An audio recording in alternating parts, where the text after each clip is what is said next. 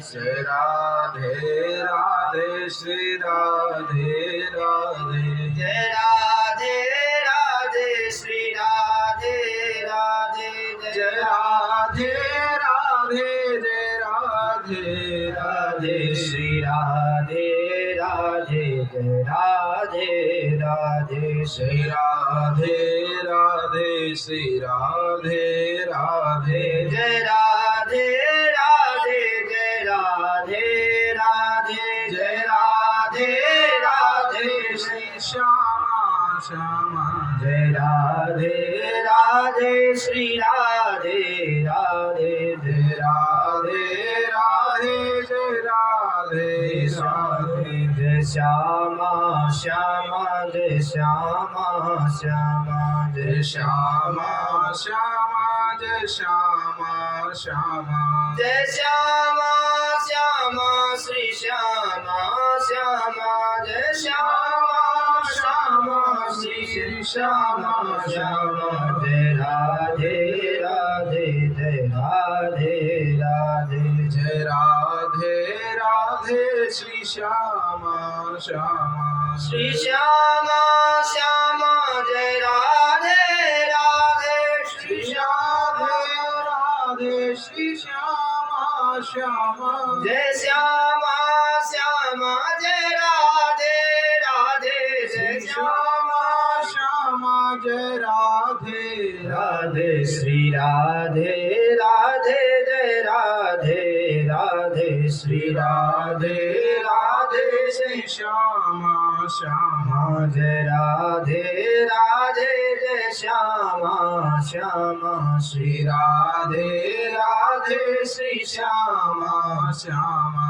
श्री राधे राधे जय श्यामा श्यामा श्री राधे राधे श्री श्यामा श्यामा श्री राधे राधे जय श्यामा श्यामा श्री राधे राधे श्री श्यामा श्यामा श्री राधे राधे जय श्यामा श्यामा श्री राधे राधे श्री श्यामा श्यामा श्री राधे राधे श्री श्यामा श्यामा श्री राधे राधे श्री श्यामा श्यामा बोली राधा गोविंद भगवान की जय हो जय जय श्री राधे श्याम। अखिल भारतवर्षीय धर्म संघ व करपात्री फाउंडेशन के तत्वावधान में चल रही यह श्रीमद् भागवत महापुराण, जिनके श्रवण मात्र से धुंधकारी जैसे भी प्रेतात्मा को तत्क्षण मुक्ति प्राप्त हो जाती है,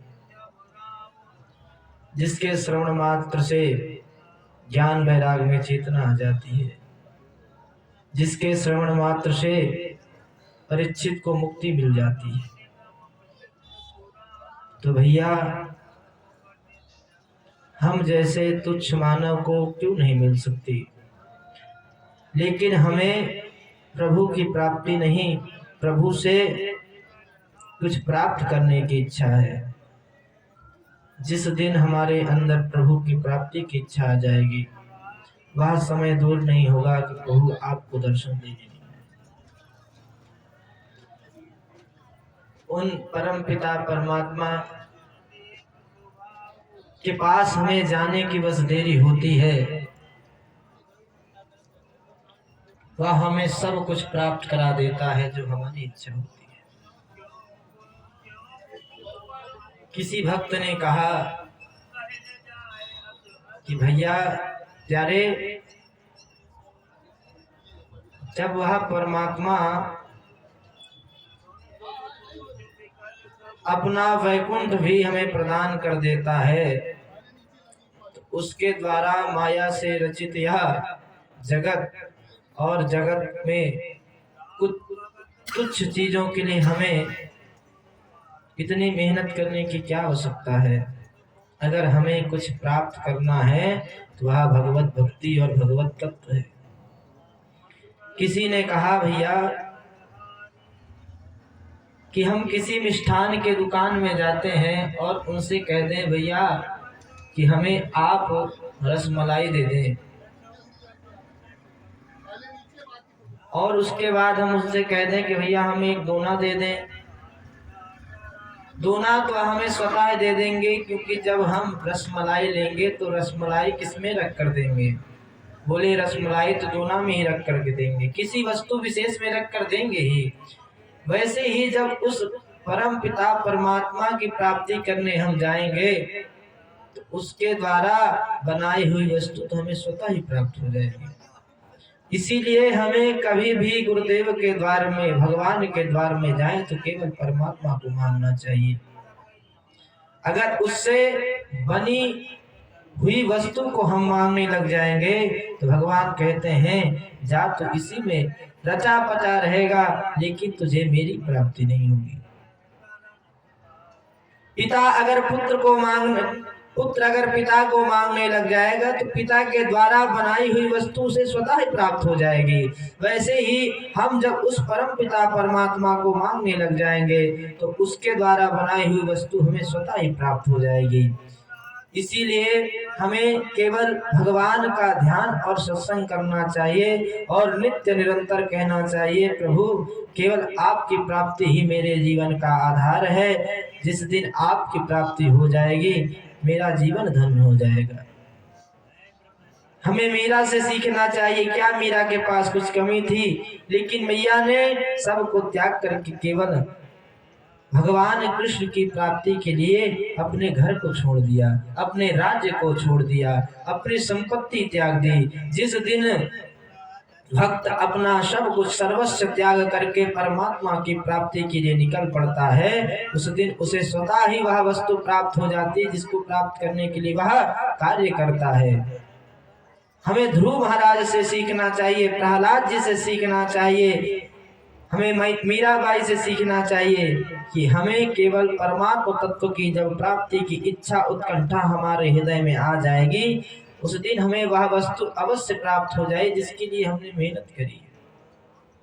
करदम जी महाराज भगवान की तपस्या 10,000 वर्ष तक करते हैं, इसलिए करते हैं कि मेरा विवाह हो जाए। जब उन्होंने तपस्या करना प्रारंभ किया और उस परम पिता परमात्मा की अनुपम छटा का जब उनके स्मृति में दर्शन हुई तो उन्होंने कहा, प्रभु अब तो मुझे केवल आप चाहिए।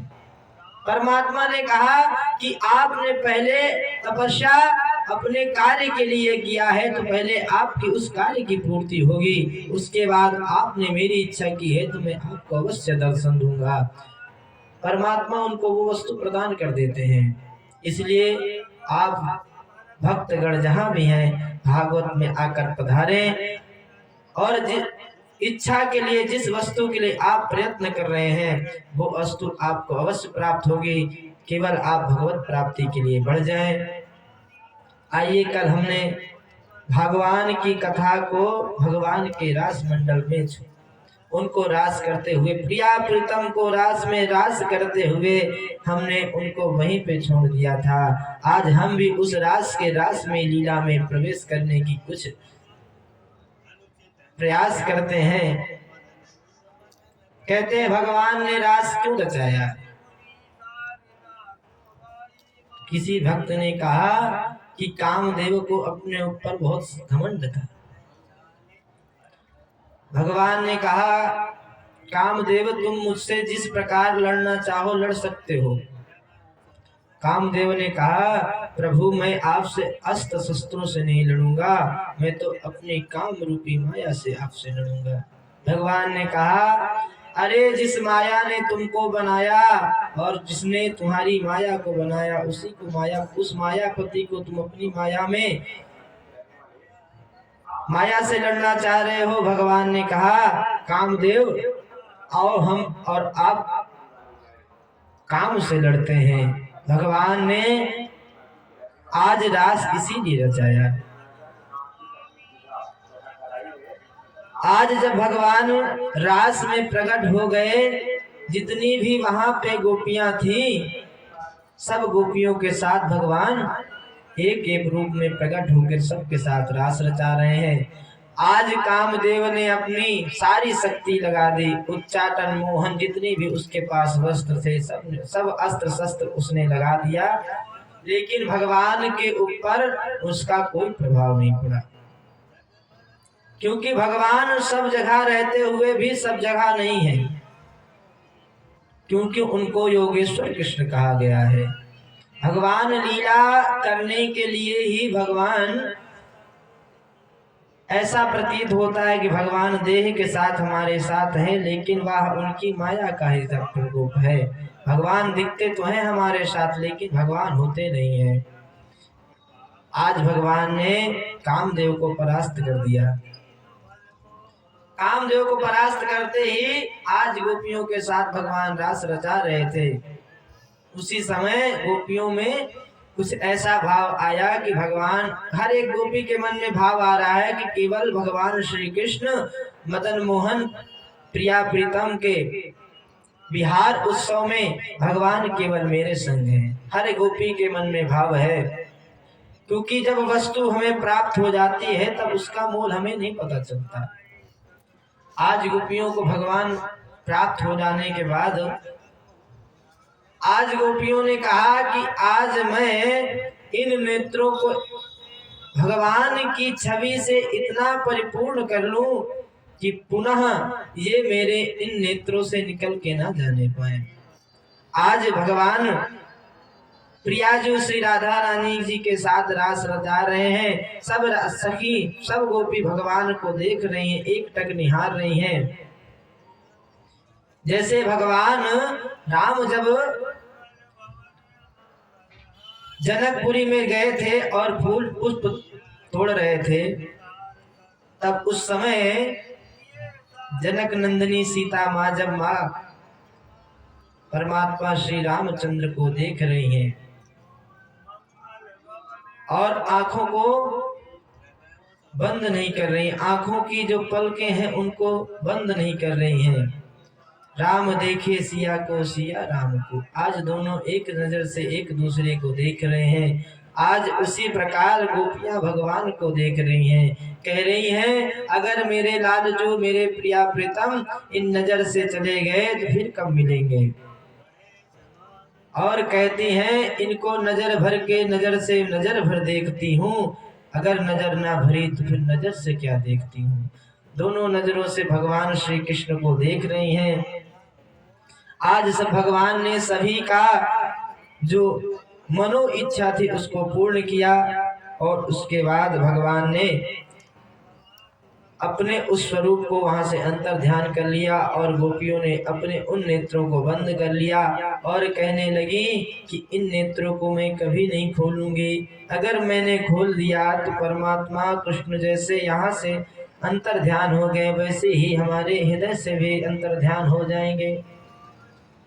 गोपियां अपने उन नेत्रों को बंद करके उनकी अनुपम छटा को, भगवान कृष्ण की उन अनुपम झांकी को अपने ही मन उनके दरस परस को पा रही हैं। और दरस परस करने के बाद जो उससे रसोत्सव हो रहा है, रस उत्पन्न हो रहा है, उसको अंतर ही अंतर उसको मथ रही हैं और उससे जो आनंद मिल रहा है उस आनंद की अनुभूति में मग्न है और वहां से परमात्मा चले गए।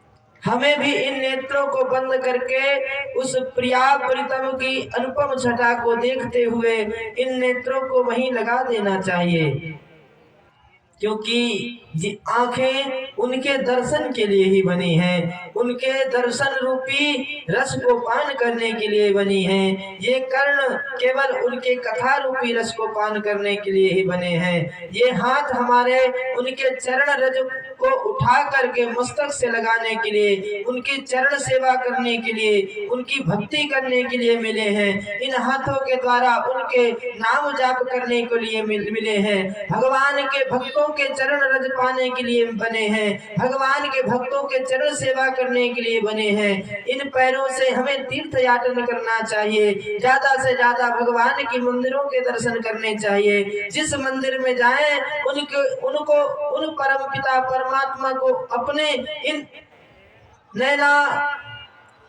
नैन रूपी पात्रों में उनकी रस रूपी मोहन रूपी रस को भर करके इनसे ज्यादा से ज्यादा पान करना चाहिए, क्योंकि जब उनसे नयन मिलते हैं तो वो हमारे हो जाते हैं, उनके हो जाते हैं।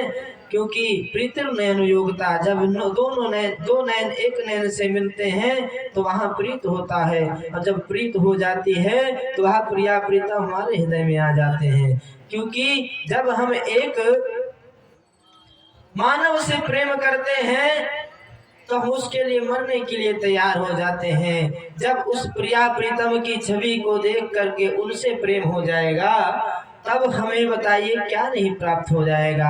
हम कहते हैं हम उनके लिए मर जाएंगे, हम उनके बिना जी नहीं पाएंगे।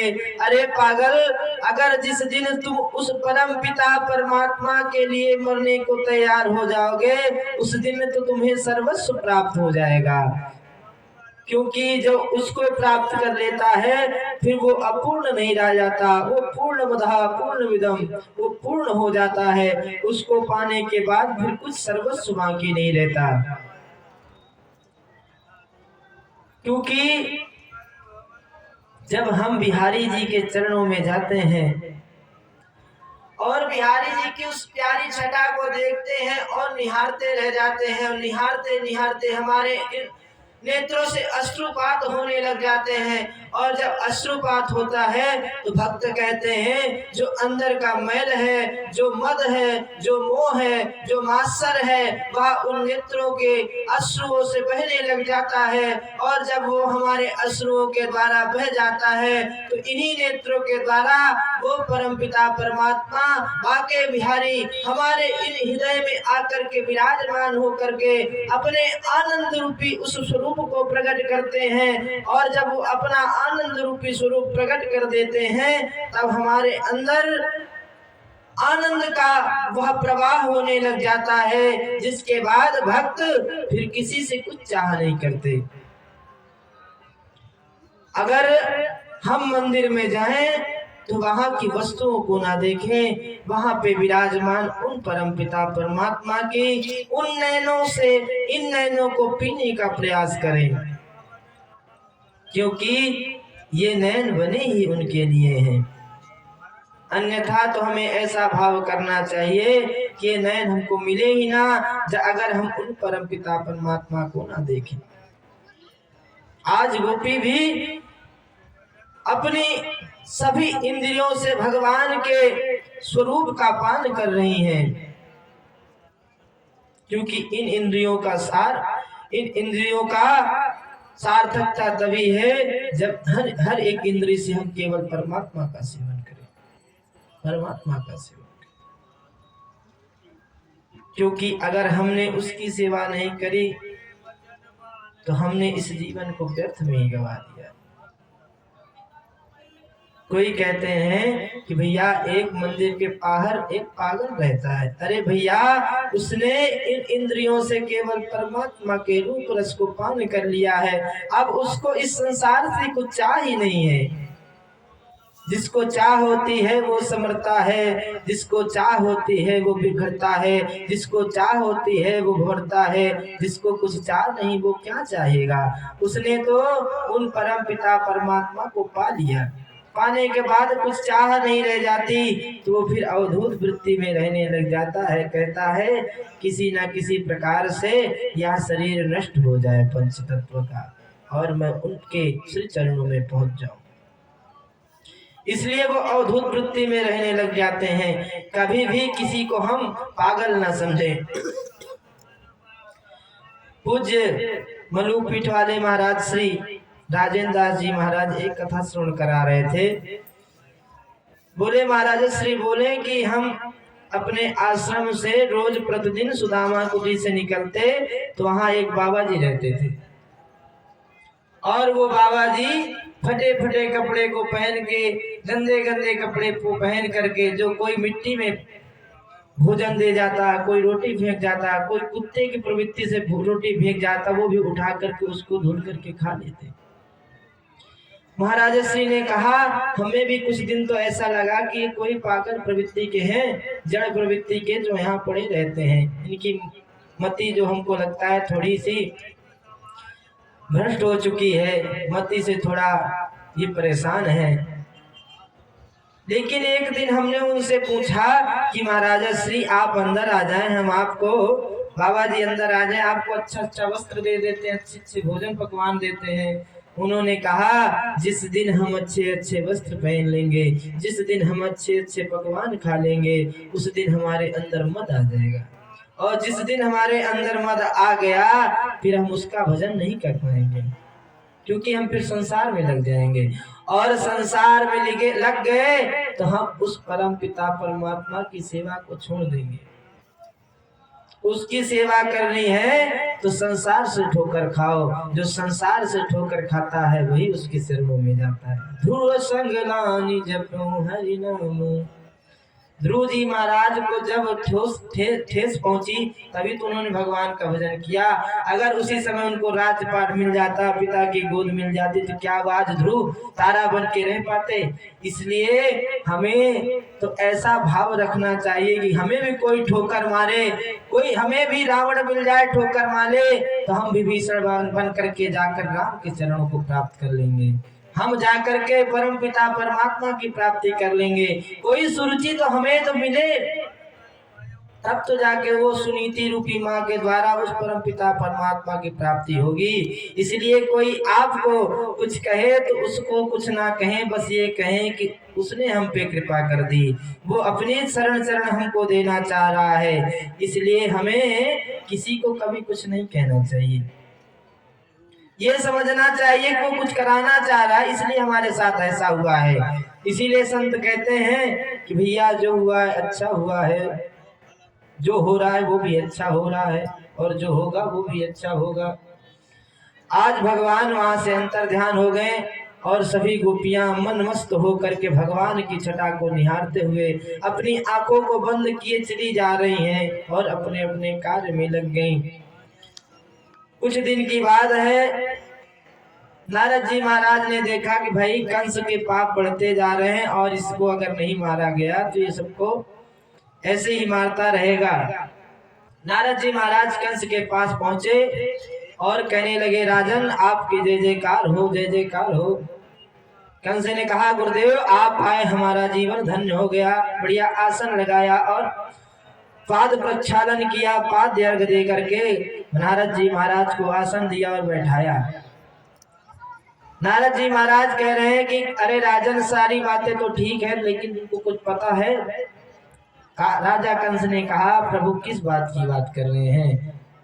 तब नारद जी महाराज ने कहा, उस भविष्यवाणी को तुम भूल गए क्या राजन? वो जो भविष्यवाणी हुई थी कि देवकी का अष्टम लाल बनेगा तुम्हारा काल, तुम्हें पता है वो लाल कहाँ पे है?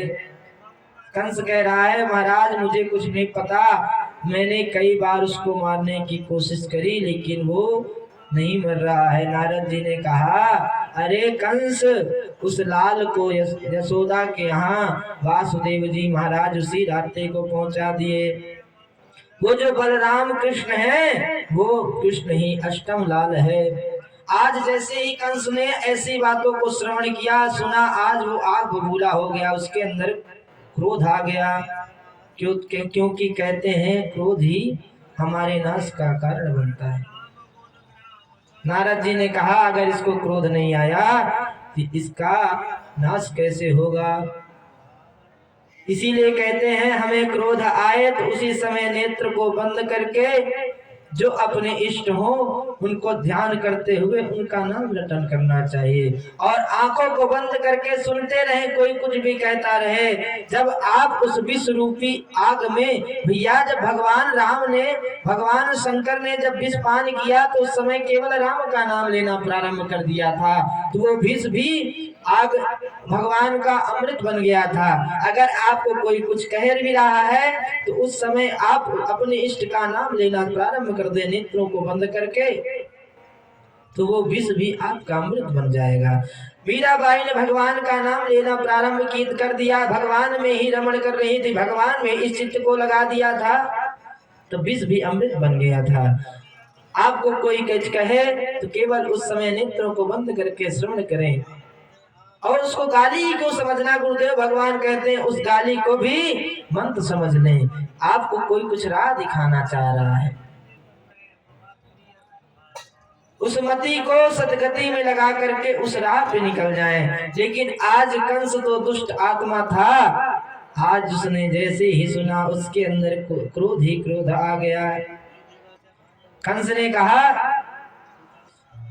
अपने केसी नाम के राक्षस को भेज करके मरवाना चाहा, लेकिन वो भी भगवान का कुछ नहीं कर पाया। आज नारद जी महाराज ने कहा अरे राजन, तुम उनको वहां नहीं मार सकते हो, क्योंकि वहां बाल बालों की सुरक्षा उनको प्राप्त है। अगर तुमको मारना है तुम नीति का प्रयोग करो, बुद्धि का प्रयोग करो। आज नारद जी महाराज ने कहा कंस, तुम बाल कृष्ण गोपाल श्री कृष्ण और बलराम को अपने मथुरा में बुलाओ और उनको यहाँ मल्ल युद्ध के द्वारा मरवा देना। बलराम ने कहा गुरुदेव आपकी जय हो। पूज्य गुरुदेव भगवान की। आज अभी हमारे बीच में पूज्य दादा गुरुजी पधारे हैं और उधर नारद जी महाराज भी कंस के यहाँ पधारे और उसकी मति को भ्रष्ट कर दिया। आज नारद जी के कहने पे कंस ने कहा ठीक है, और कंस ने अक्रूर जी को बुलाया और अक्रूर जी को आदेश दिया कि तुम जाओ ब्रज में जाकर के, वृंदावन में जाकर के यशोदा के दोनों लाल को लेकर के यहाँ तुमको आना है। आज जैसे ही अक्रूर जी महाराज ने सुना, उन्होंने कहा ये कैसी बातों को कर रहा है, अरे वो छोटे छोटे बालक हैं, मैं उनको कैसे मृत्यु के मुख में ला के डाल दूं।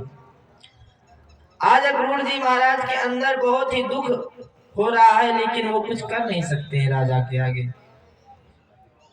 सारी बातों को सुनते हुए अक्रूर जी महाराज को आज वृंदावन जाना ही पड़ा कंस के कहने पे। लेकिन अक्रूर जी महाराज जा तो रहे हैं, लेकिन उनके अंदर दुख इतना है, वो जा रहे हैं लेकिन कहीं पे रास्ता पे रथ रोक देते हैं, फिर आगे बढ़ते हैं। पूज्य गुरुदेव भगवान की जय, पूज्य स्वामी जी महाराज की जय।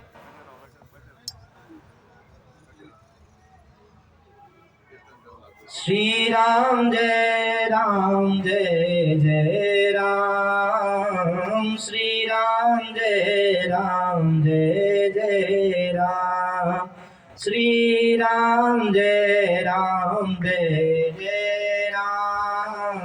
श्री राम जय जय राम।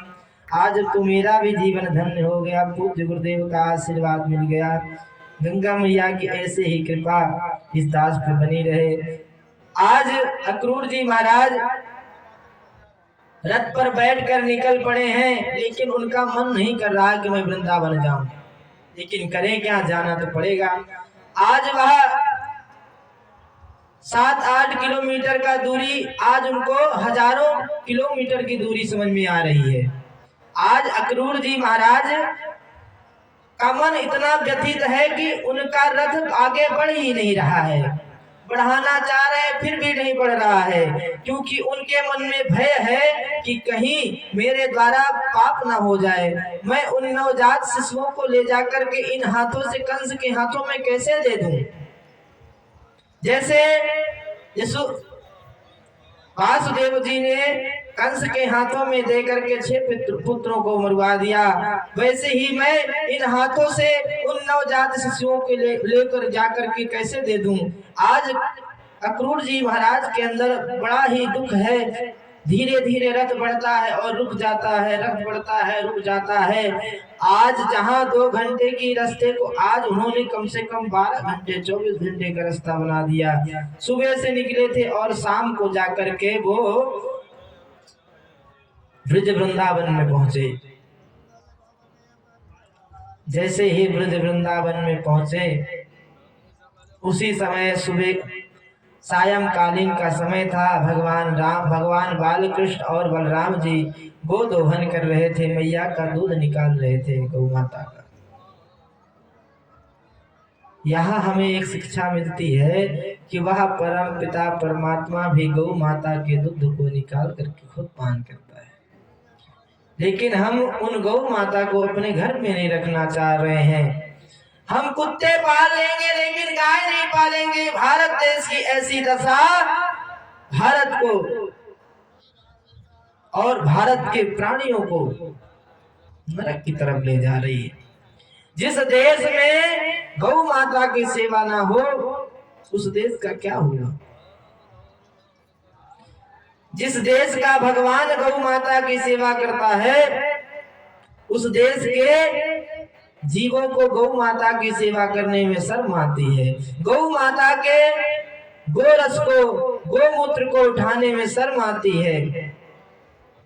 लेकिन वो परम पिता परमात्मा अपने इन्हीं हाथों से गौ माता को चारा देते हैं, गोचारण करते हैं और इन्हीं हाथों से दूध निकाल करके उसे दूध का पान करते हैं। ये हमारा बहुत बड़ा दुर्भाग्य है कि हम गौ माता की सेवा करने को नहीं प्राप्त कर पा रहे हैं। आज अक्रूर जी महाराज जैसे वृद्ध वृंदावन में पहुंचे तो उन्होंने देखा कि दो बालक गौ माता के दूध को निकाल रहे हैं। उसी समय भगवान श्री कृष्ण और बलराम जी का ध्यान अक्रूर जी महाराज की तरफ पहुंचा और वो दौड़ कर गए और अक्रूर जी महाराज को प्रणाम किया, चरण स्पर्श किया और वो कहने लगे, अक्रूर जी महाराज आप कहां से आए हैं। चाचा जी आपको चरण स्पर्श प्रणाम किया और वहां से अक्रूर जी महाराज ने उनका स्वास्थ्य पूछा और सब पूछने के बाद अक्रूर जी महाराज के साथ भगवान बालकृष्ण और बलराम जी अक्रूर जी को साथ में लेकर के बाबा श्री यशोदा जी के पास, नंद बाबा जी के पास लेकर पहुंच गए। और जैसे ही नंद बाबा ने देखा कि अक्रूर जी महाराज आए हैं, आज उनसे हाल चाल पूछा और